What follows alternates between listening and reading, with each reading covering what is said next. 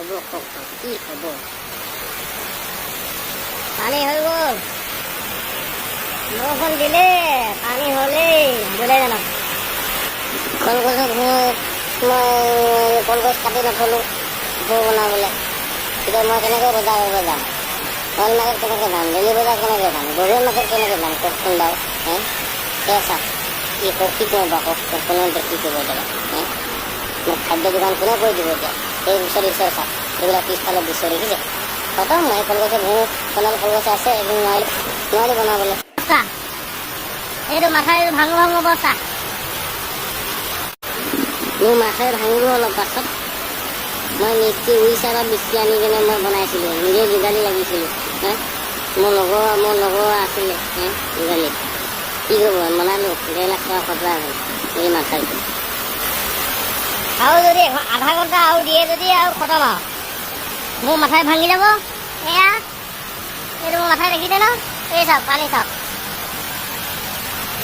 অকণমান বাকী আছে।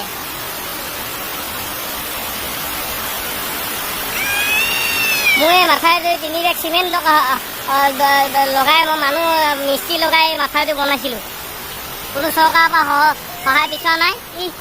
ভাত আৰু আগতো কালতো মই চৰকাৰৰ পৰা একো নিবিচাৰোঁ। এতিয়া মোৰ ইয়াত পানী সোমাই মাথাই ভাঙি যোৱাৰ লগে লগে আমাৰ ক্ষতিসাধন কি ক্ষতিসাধন হ'ব আপোনালোকে ভাবিব নোৱাৰা হৈছে, ভাবিব পৰা নাই।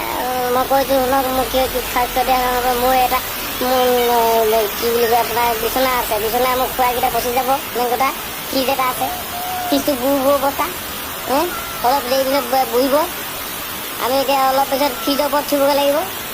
শাক পাচলি চব্জি এইবিলাকতো উঠি যাবগৈ, সেইবিলাকো মই নধৰোঁ, সদায় সেইবিলাকতো এৰিছোঁৱেই। কি ক'ব? এয়া চাওক, এইটো মই আকৌ প্ৰথম দৃশ্য দেখাইছোঁ। এই চাওক, এইখিনি দেখিছে? এইবিলাক চাওক, এইখিনি পানী চাওক কেনেকুৱা অৱস্থা হ'ল। এইবোৰ দেখিছে?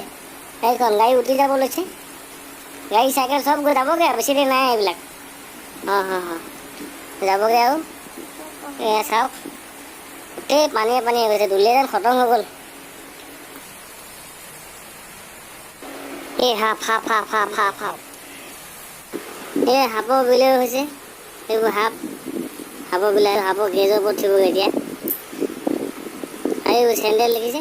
এই চুকত চেণ্ডেল, এইবোৰ চেণ্ডেল এৰি দিলোঁ। বাহামাছ কোম্পানী চেণ্ডেল এৰি দিলোঁ।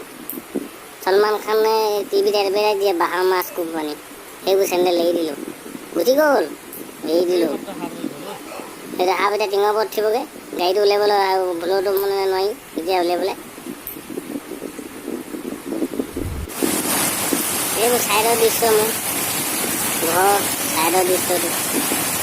সেইবিলাক দিয়ে মোৰ হেৰি বামী শাক খতম, বুজিলে? খতম। তাহলে কি বামী শাক খাব এতিয়া? বামী শাক খুৱাই দিয়াতকৈ মই বেলেগ বস্তু খুৱাই দিয়া ঠিক আছে।